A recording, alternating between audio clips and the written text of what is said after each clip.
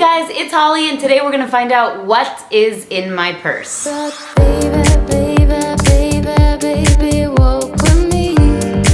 video features this gorgeous dark gray Teddy Blake purse. It's called the Caty Stampatto, and it's 10 inches wide, just in case you guys are wondering. It was actually given to me, and the company reached out at a perfect time, about 2 weeks after my purse was stolen straight out of the front seat of my car. A word to the wise, never leave your purse in the front seat of a car when you're gonna go hang out at a bar for 3 hours. Just saying. So anyway, yes, Teddy Blake reached out to me, offered to give me this bag, which I thought was pretty legit, in exchange for me mentioning it in a video along with my review. So after 2 months, I feel like I can give an honest review of it. And I must say, not only is it gorgeous, it's very solid and very sturdy as well. Honestly, I'm not like one of those huge handbag people that are like, oh my goodness. So I did not immediately recognize that this is basically an exact dupe of an $11,000 bag by Hermes or whatever you call it. How does anybody spend $11,000 on a bag? Can you just answer me that? Anyway, Google it. You'll see that it looks almost exactly the same. I personally don't really care that this looks like a more expensive bag. I actually would prefer if it didn't. But at the same time, I don't really take issue with it either. So let's start opening it, shall we? First, we have this lovely closure that's almost impossible to undo. To be quite honest, I do not really close it during the day. I just am accessing it too often. So I usually tuck this in here like this, and then tuck these in like so. It's very nice leather. Inside you guys can see that it's all made of suede. On the front it says Booty, made in Italy, which is kind of strange because it's supposed to be called Teddy Blake, but I guess Booty is like the mother company, if you want to do any research on them. They've been handcrafting bags for many, many years. This is not actually a new brand, even if some of you may have never heard of it, including myself. So it also comes with this lovely crossbody strap that you can connect for more convenience. And it has a little baby lock and some keys in case you're super paranoid about somebody trying to break into your purse while you're having coffee. So again, I think it's a really cute detail. It's very beautiful. Not sure how often I'm gonna use it though. First thing you will find is the good old trusty cell phone. And I actually like to tuck it into this little pocket here. Even though it's not quite as deep as I would have liked, it still holds the phone in place and makes it readily accessible when I need to grab it. Next we have my wallet. I actually made this out of magazine cutouts and clear duct tape, and I wasn't using it until my purse got stolen, so I threw it into the rotation, and it's actually been really fun to use. You can find a tutorial on my channel for this if you'd like. In the wallet you'll find your basic receipts, cash money, credit cards, driver's license, and aww, notes from my husband. He's adorable. Moving on. So I also have this kind of keychain card holder, which I think is awesome. And so far I've just put like my store credit cards on here so that it's not so hard to sift through all of my credit cards. I just have the regular ones there and then like Nordstrom, Target, all that other stuff here. Next, Jo Malone perfume. I love Jo Malone. I especially love mixing up the fragrances. And although this is not my favorite, the grapefruit, it's better than nothing.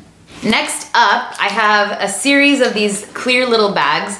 The first one is basically lip stuff, which is kind of funny because I hardly ever put anything on my lips except for chapstick once they're chapping to high heaven. The 3 chapstick items are Burt's Bees, which gives them a nice tingling sensation, Shakalaka from the checkout aisle at Fry's Electronics. You can never avoid buying one of these. And then your classic Carmex, which I kind of don't like, but I feel like it works the best because it's not waxy. Then I have a Lancome lip gloss that was probably a freebie and something else that I bought. Then for lip color, I have this awesome primer by Bite. I actually got this only a few days ago because my Urban Decay one was rather disappointing.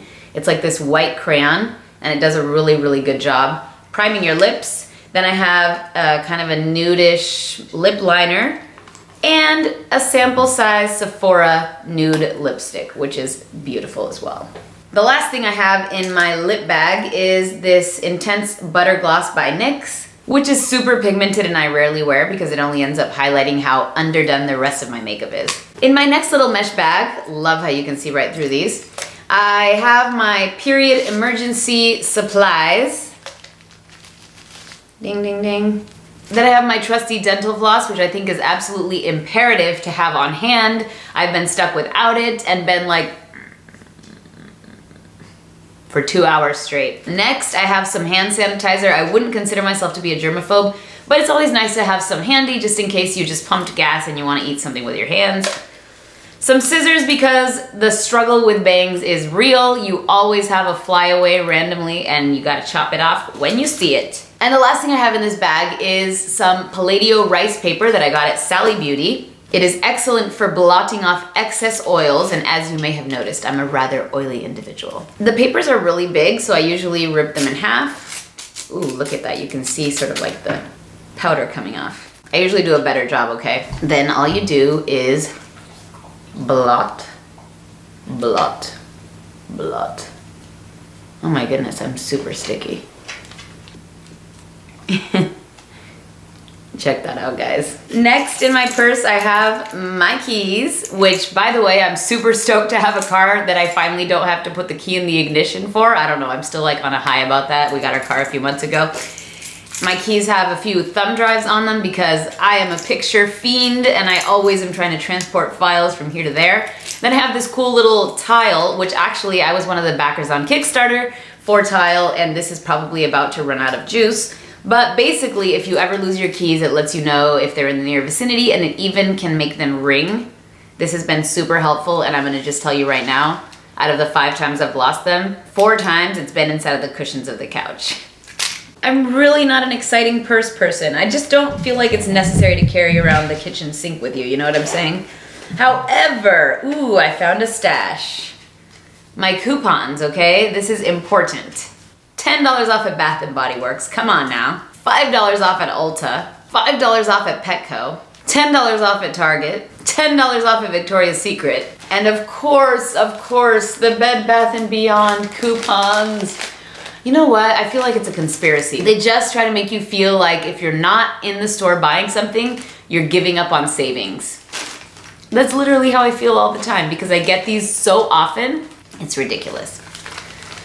Hence why I carry them around in a special pocket in my purse. Hopefully one day it will occur to me to use them. Let's put them right back in so we don't lose them. So that's it, guys. That's basically all that you can find in my purse. The only other thing I would add would be a camera, but I happen to be using my camera to film myself right now, so that's the only reason why it's not currently in there. It's a Sony Alpha. I love it. It's portable and convenient. And like I mentioned before, I just really love photography. That's the end of my video, guys. Thank you so much for joining me, and thank you to Teddy Blake for giving me the purse, you know what I'm saying? If you guys want to check out all of their other styles, definitely click on the link in the description. I do believe they're having a sale between now and Christmas, so jump on it if you'd like. See you guys in another video.